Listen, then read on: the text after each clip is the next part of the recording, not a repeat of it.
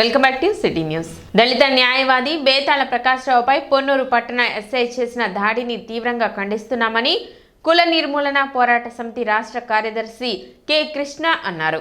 ప్రకాష్ రావుపై పెట్టిన అక్రమ కేసులను వెంటనే రద్దు చేయాలని, దాడి చేసిన దానికి ప్రోత్సహించిన వారిపై శాఖపరమైన చర్యలు తీసుకోవాలని డిమాండ్ చేస్తూ తెనాలి సబ్ కలెక్టర్ కార్యాలయం ఎదుట కేఎన్పిఎస్ ఆధ్వర్యంలో ధర్నా నిర్వహించి అనంతరం సబ్ కలెక్టర్కు వినతి పత్రం అందజేశారు. గత నెల 26వ తేదీన పొన్నూరు మండలం మాచవరం గ్రామానికి చెందిన బేతాళ ప్రకాష్ రావు న్యాయవాది, ఆయన ఆ పల్లెలో ఒక 2 ఘర్షణలు జరిగాయి.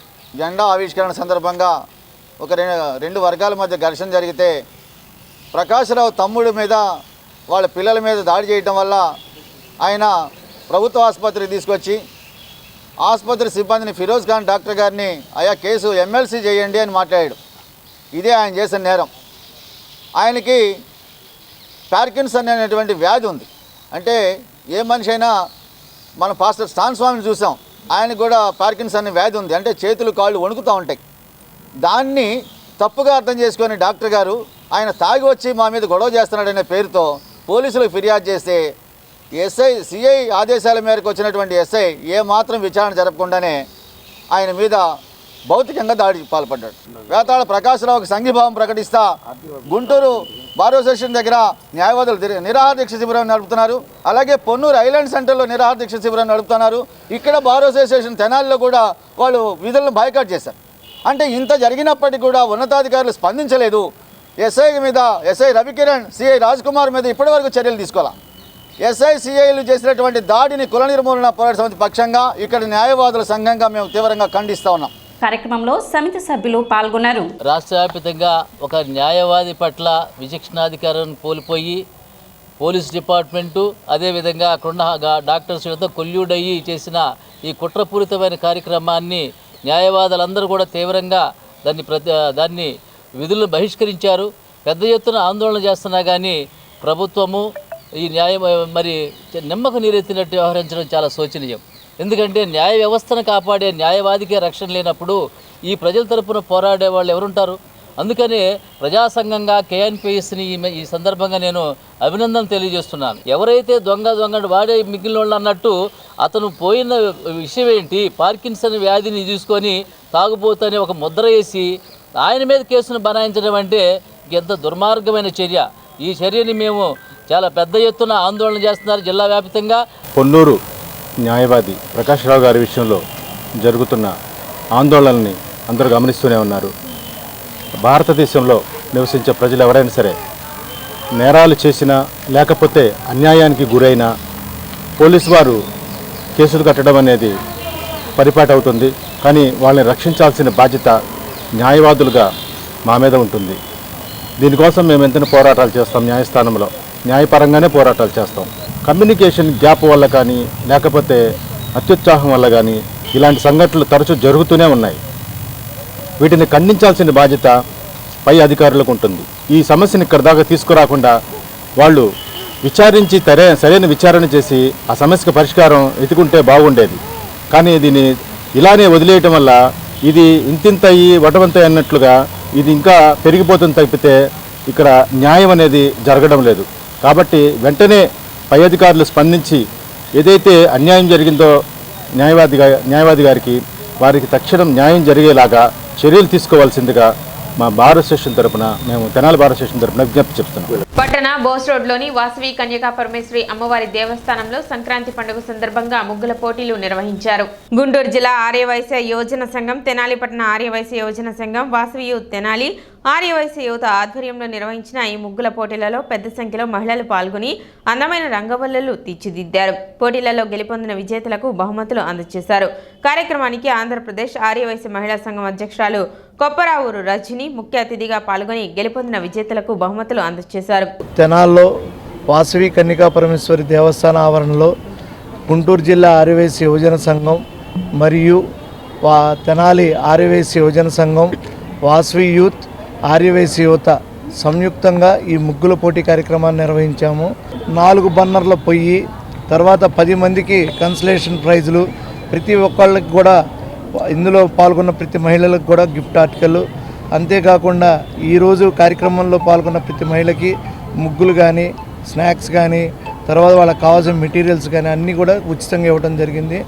ఇలాంటి కార్యక్రమాలు మా వాళ్ళందరూ కలిసి ఇంకా ఎక్కువ చేయాలని మేము అందరం ఆశిస్తున్నాం. కార్యక్రమంలో తెనాలి పట్టణ మహిళా సంఘం అధ్యక్షురాలు కొండవీటి పద్మావతి, ఆంధ్రప్రదేశ్ ఆర్యవైశ్య యువజన సంఘం చీఫ్ ఆర్గనైజర్ మరియు జిల్లా ఆర్యవైశ్య యువజన సంఘం అధ్యక్షులు కొప్పరావురి హరికిషోర్, గుంటూరు జిల్లా ఆర్యవైశ్య యువజన సంఘం చీఫ్ కోఆర్డినేటర్ బింగుమళ్ల పృథ్వీ, తెనాలి పట్టణ ఆర్యవైశ్య యువజన సంఘం అధ్యక్షులు తాళ్లూరి హేమరామకృష్ణ మరియు వాసవి యూత్ ఆర్యవైశ్య యువత పాల్గొన్నారు.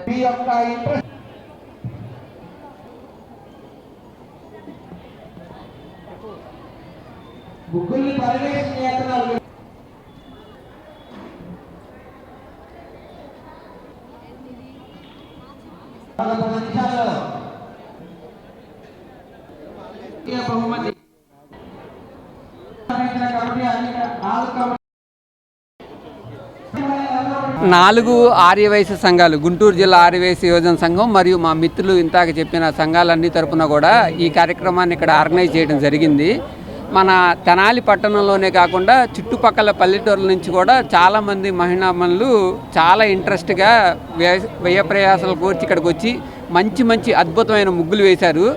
ఈ కార్యక్రమం ఏంటంటే మన సాంస్కృతిక కల్చర్ ఏంటి, హెరిటేజ్ ఏంటి, మన పండగలు ఏంటి, విశిష్టత ఏంటి, వీటికి సంబంధించిన మన ప్రజెంట్ జనరేషన్ ఇప్పుడున్న ఎలక్ట్రానిక్ యుగంలో కానీ వాటిల్లో కానీ మనం మర్చిపోతున్నాం. లేదంటే ఒక పండగల యొక్క అర్థాన్ని చాలామంది మార్చేస్తున్నారు, కమర్షియల్ చేసేస్తున్నారు. అట్లా కాకుండా మన పూర్వజ్ఞులు మనకేమిచ్చారు, పండగ అంటే ఏం చెప్పారు, పండగను ఎలా చేసుకోవాలి, ఈ పండగ యొక్క విశిష్టత ఏంటి, ఈ పండగలో ఏమేం ప్రాముఖ్యత ఉంది, మన నెక్స్ట్ జనరేషన్కి ఈ ప్రాముఖ్యత అంతా కూడా అర్థమయ్యే విధంగా మేము ప్రతి సంవత్సరం కొన్ని కార్యక్రమాలు చేస్తూ ఉన్నాము. కాకపోతే ఏంటంటే ఈ సంవత్సరం కొద్దిగా లార్జ్ స్కేల్లో చాలా ఎక్కువ మంది పార్టిసిపేట్ చేశారు. స్థానిక ఇస్లాంపేట నందు గల సంస్కార్ పబ్లిక్ స్కూల్ నందు సంక్రాంతి సంబరాలు గురువారం ఘనంగా నిర్వహించారు. సంక్రాంతి సంబరాలలో భాగంగా పిల్లలకు ఉపాధ్యాయులు భోగి పళ్ళు పోసి ఆశీర్వాదాలు అందించారు. రంగురంగుల ముగ్గులతో, మామిడి తోరణాలతో అలంకరించారు. భోగి మంటలు వేసి ఆటపాటలతో ఉపాధ్యాయునులు పిల్లలు సందడి చేశారు. గాలిపటాలు ఎగురవేశారు. పిల్లలు హరిదాసుడు రైతు వేషధారణలతో సాంప్రదాయ దుస్తుల్లో వచ్చి కార్యక్రమాన్ని జయప్రదం చేశారు. సంక్రాంతి అంటే సూర్యుడు మకర రాశిలోకి ప్రవేశించడాన్ని మకర సంక్రాంతి అని, పండుగలు సాంప్రదాయాల గురించి తెలియచేయాలని ఉద్దేశంతో ఈ సంక్రాంతి సంబరాలు కార్యక్రమం ఏర్పాటు చేశామని Sanskar public school director Ratnakumari తెలిపారు. కార్యక్రమంలో స్కూల్ ప్రిన్సిపల్ కోటిరెడ్డి, ఉపాధ్యాయులు పాల్గొన్నారు.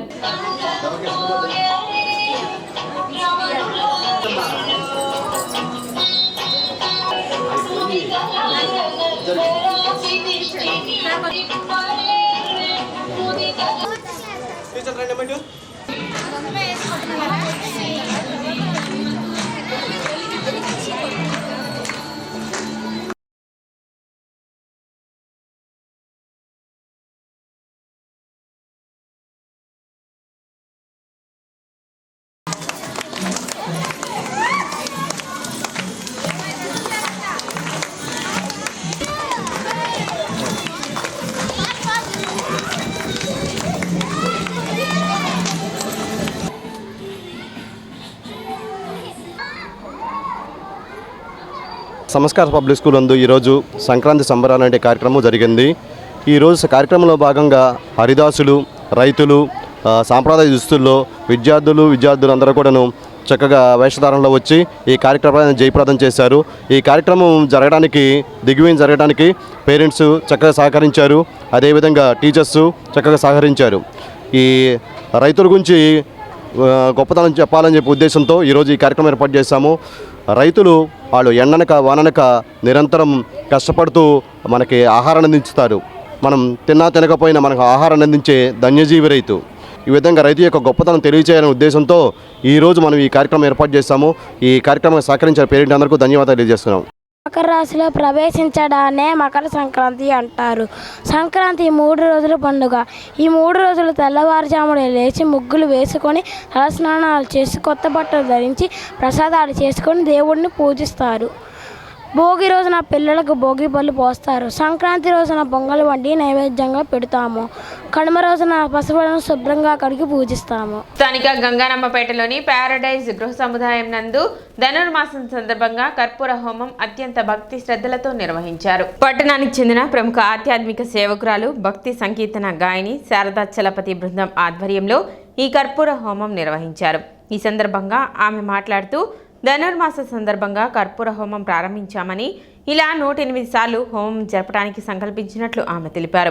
ఇందులో భాగంగా ఉదయం స్వామివారికి అమ్మవారికి పంచామృత అభిషేకం, అనంతరం విష్ణు, లక్ష్మి, లలిత అష్టోత్తర శత సంవత్సర నామావళితో కర్పూర హోమం నిర్వహించినట్లు ఆమె తెలిపారు. అనంతరం భక్తులకు అన్నప్రసాద వితరణ చేశారు. కార్యక్రమంలో శ్రీదేవి, బజ్జంకి నాగమణి, సుజాత, మౌనిక, శుభశ్రీ, నగరాజ కుమారి తదితరులు పాల్గొన్నారు. ధనుర్మాస సందర్భంగా మా ఇంట్లో జరుపుకుంటున్న కార్యక్రమాల్లో ఈరోజు స్వామివారికి అమ్మవారికి కర్పూర హోమం నిర్వహించాము.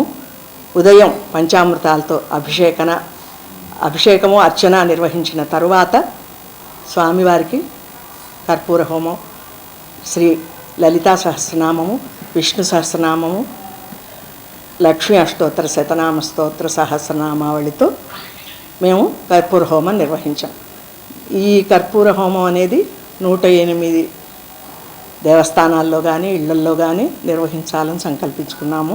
ఈ ధనుర్మాసంలో ఈ పూజ మొదలెట్టడం చాలా మాకు ఆనందదాయకమైన విషయము. దీంట్లో కార్యక్రమంలో సహకరించిన ప్రతి ఒక్కరికి పేరు పేరున ధన్యవాదాలు చెప్పుకుంటున్నాము. ధనుర్మాసం సందర్భంగా శ్రీ శారదా చలపతి గారి ఇంటిలో ఈ రోజున లక్ష్మీ అష్టోత్తర శతనామావళి పూజా కార్యక్రమాలు నిర్వహించుకోవడం జరిగింది. మన సంస్కృతి సంప్రదాయాలను కాపాడుకోవడంలో భాగంగా పూజలు నిర్వహించడం, అలాగే మన ముందు తరాల వారికి కూడా తెలియచేయాలి అనే మంచి ఉద్దేశంతో శారదా చలపతి గారు పూజా కార్యక్రమాలు నిర్వహిస్తూ ఉన్నారు. ఇందులో భాగంగానే మేము మహిళా మండలం అందరూ పాల్గొనడం జరిగింది. సంగీత జగద్గురు సేవా సమితి ఆధ్వర్యంలో ముక్కోటి ఏకాదశి సందర్భంగా 3 రోజుల పాటు సంగీత కార్యక్రమాలు నిర్వహించనున్నారు. పట్టణ బోస్ రోడ్లోని శ్రీ వాసవి కన్యకా పరమేశ్వరి దేవస్థానం కళావేదిక నందు ముక్కోటి ఏకాదశి సందర్భంగా 10/1/2025 శుక్రవారం నుండి 12/1/2025 ఆదివారం వరకు 3 రోజుల పాటు సంగీత జగద్గురు సేవా సమితి ఆధ్వర్యంలో స్థానిక కళాకారులచే భక్తి రంజని మరియు శాస్త్రీయ సంగీత కచేరీలు నిర్వహించనున్నారు. పట్టణ ప్రజలు కార్యక్రమాన్ని జయప్రదం చేయాలని సంస్థ నిర్వాహకులు కానూరు వెంకట రామకృష్ణ తెలిపారు. ఈ కార్యక్రమంలో శ్రీ వెంకటేశ్వర అన్నమాచార్య సంకీర్తన బృందం కన్వీనర్ కొండపి శ్రీనివాసరావు పాల్గొన్నారు. సంగీత జగద్గురు సేవా సమితి సందర్భంలో ముక్కోటి ఏకాదశి పర్వదిన సందర్భంగా రేపటి నుండి మన స్థానిక వాసవి కన్యకా పరమేశ్వరి అమ్మవారి దేవస్థానంలో సంగీత కార్యక్రమాలు ఏర్పాటు చేసుకోబడ్డాయి. 3 రోజులు ఏర్పాటు చేసుకోబడ్డాయి. శుక్రవారం, శనివారం, ఆదివారం. ఈ 3 రోజులు ఈ ప్రధాన వేదిక మీద సాయంత్రం 6 నుంచి 8:30 దాకా జరుగుతాయి. రేపటి రోజున 6 నుంచి 6:30 గంటల వరకు బ్రహ్మశ్రీ ములుకుట్ల విశ్వనాథమ్మ గారి చేత ముక్కోటి ఏకాదశి పర్వదిన సందర్భంగా విశేష ఉపన్యాసము. 6:30 గంటలకి శ్రీ వెంకటేశ్వర అన్నమాచార్య సంకీర్తన బృందం తెనాలి వారి చేత భక్తి రంజని. ఎల్లుండి కర్ణాటక సంగీత గాత్ర కచేరీ పనిమూడి యశస్వి భార్గవ్, ఆయన భార్గవ్ యశస్వి పాడతారు. హేమాద్రి చంద్రకాంత్ వైలెన్, మృదంగం కేవి రామకృష్ణ. 12వ తారీఖున ఆదివారం చివరి రోజున రామలింగేశ్వర భక్త సమాజం తెనాలి వారిచే భక్తరంజని కార్యక్రమం జరుగుతుంది. సిటీ న్యూస్ ముగించే ముందు ముఖ్యాంశాలు మరోసారి.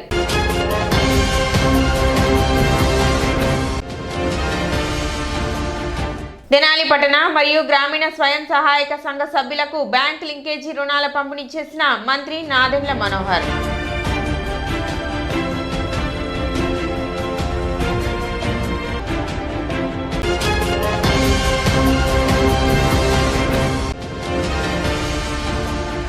పదకొండవ తేదీ జరిగే తెనాలి, వేమూరు నియోజకవర్గాల పట్టభద్రుల ఆత్మీయ సమావేశాన్ని జయప్రదం చేయాలి. టీడీపీ పట్టణ అధ్యక్షులు తాడిబైన హరిప్రసాద్ పిలుపు.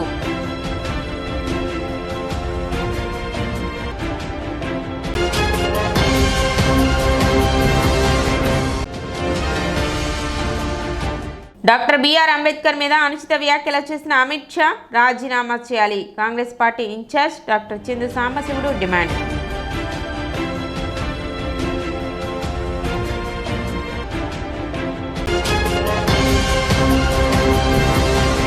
సిటీ న్యూస్ ఇంతటితో సమాప్తం. నమస్కారం.